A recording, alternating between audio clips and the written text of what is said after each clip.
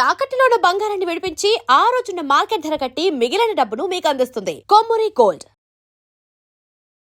నమస్కారం లతాభట్ల గారు. నమస్తే అండి. సర్వాభిష్టదాయక కార్తవీర్యార్జున మంత్రాలు ఇవి చదవడం వల్ల వచ్చే ఫలితాలు ఏంటి? ముఖ్యంగా కార్తవీర్యార్జుడు అంటేనే చాలామంది ఏం చెప్తా ఉంటారంటే పోయిన వస్తువులు తిరిగి వస్తాయని, కోల్పోయిన వస్తువులు మళ్ళీ తిరిగి పొందవచ్చు అని చెప్తా ఉంటారు. ముఖ్యంగా అది ఒక కార్తవీర్యార్జున స్తోత్రం గురించి చెప్తా ఉంటారు.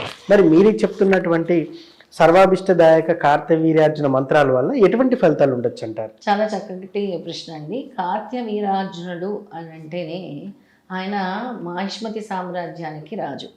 ఎవరు అంటే దత్తాత్రేయ స్వామి అనుగ్రహం సంపూర్ణంగా పొందినటువంటి రాజు ఈ కార్తవీర్యార్జునుడు.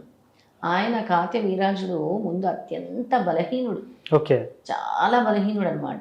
అసలు ఎంత బలహీనుడు అంటే 1000 సంవత్సరాలు తపస్సు చేసి దత్తాత్రేయ స్వామి అనుగ్రహంతో 1000 బాహువులు కలవాడు కార్తవీర్యార్జునుడు. ఇలా ఉంటాడు కార్తవీర్యార్జునుడు. 1000 బాహువులు.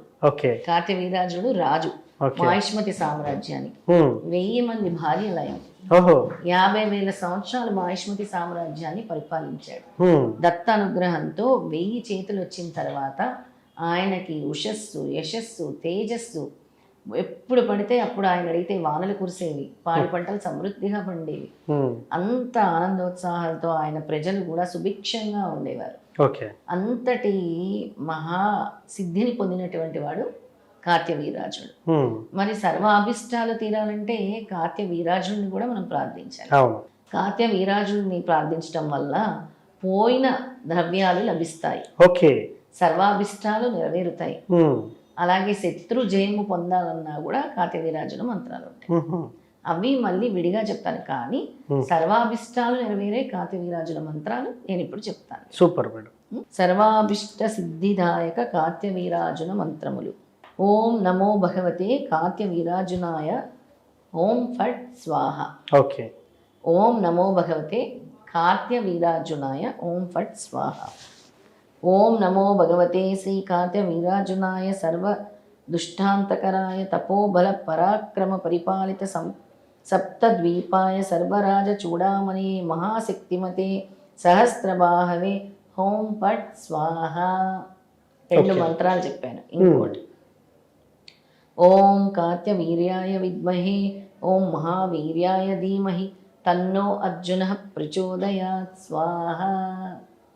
మేడం ఇవి మూల మంత్రాలా లేకపోతే ఎలా అంటారు? ఇవి మూల మంత్రాలే. అంటే మనకి కార్తవీర్యార్జునుడు గురుముఖంగానే తీసుకోవాలి, కానీ సర్వాభిష్టాలు నెరవేరేవి అనమాట.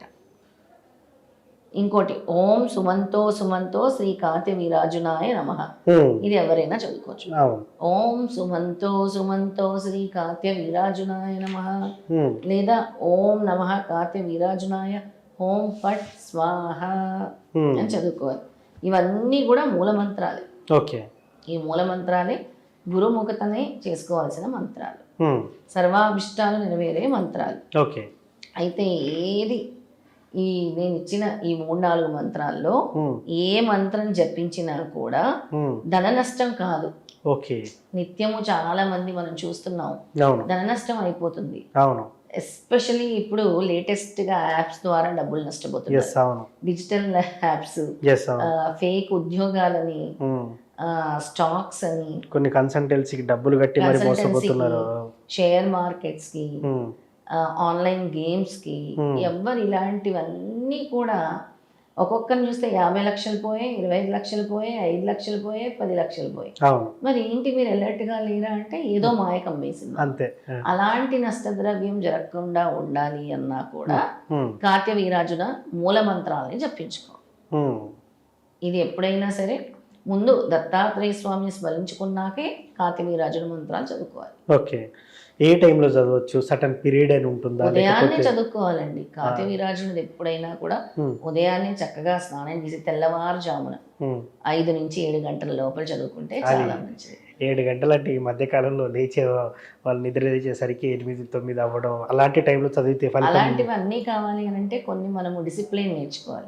ఆ డిసిప్లిన్ ని పాటిస్తేనే సర్వాభిష్టం నెరవేరుతుంది. క్రమశిక్షణ ఉంటేనే వస్తుంది, ఆచరణ ఉంటుంది. అంతే కదండి. ఆచరణ ఇస్తేనే, నువ్వు ఆచరిస్తేనే నీకు ముందుగా మన శాస్త్రాలు సనాతన ధర్మం ఏం చెప్తుంది, తెల్లవారుజామున లేచే వాళ్ళకి ఎక్కువ ఈతి బాధలు ఉండవు. అవును. తెల్లవారుజామున లేచే వాళ్ళకి చూడండి మీరు, తెల్లవారుజామున లేచే వాళ్ళందరికీ కూడా అంత బాధలు కష్టాలు అనేవి ఉండవు అసలు. అలాంటివి చాలా తక్కువ ఉంటాయి. అలా ఇది ఒక డిసిప్లిన్ని కూడా మీకు క్రియేట్ చేస్తుంది.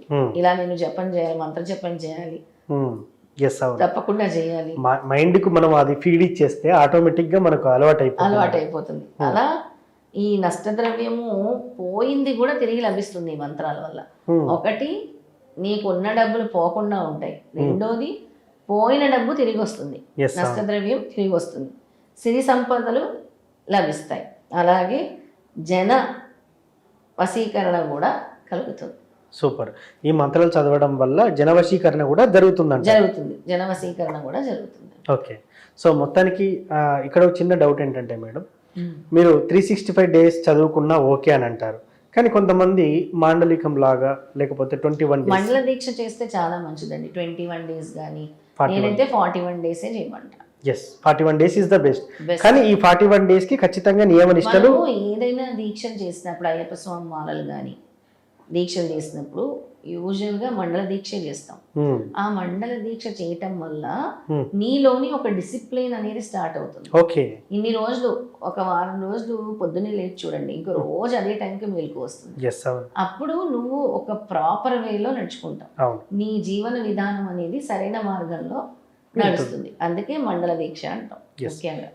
సో మొత్తానికి కార్తవీర్యార్జునికి సంబంధించినటువంటి మీరు చెప్పినటువంటి మంత్రాలు జపిస్తే ఎటువంటి ఫలితాలు వస్తాయని చాలా చక్కగా చెప్పారు. అయితే చిన్న విషయం అండి, ఈ కార్తవీర్యార్జున మంత్రాలు చదువుకున్నప్పుడు మీరు రాళ్ళుప్పు ఉంటుంది కదా, రాళ్ళుప్పు తీసి ఈ మంత్రం ఎన్నిసార్లు జపిస్తే 108 సార్లు జపిస్తే ఇంత ఉప్పు తీసి పక్కన పెట్టుకోండి. అంటే ప్రతి అలా దాన్ని అంతా భద్రపరచండి. లాస్ట్ లో మీది మండల దీక్ష అయిపోయిన తర్వాత మీరు దాన్ని హోమం చేసుకునేటప్పుడు, లేదా మీ ఇంట్లో అయినా సరే మీకు కుదరని పక్షంలో మండల దీక్ష అంతా అయిపోయిన తర్వాత అదే మంత్రంతో దాన్ని కర్పూరంలా వెలిగించి కూడా ఆ ఉప్పుని వేయచ్చు. సో మొత్తానికి అంటే 108 సార్లు చదివితే 108 సార్లు పక్క పెట్టాలి మేడం. ఇంత అవుతుంది. అవును. సో మొత్తానికి స్వామిష్టిదాయక కార్తవీర్యార్జున మంత్రాల గురించి చాలా చక్కగా చెప్పారు మేడం. ధన్యవాదాలు. నమస్తే అండి.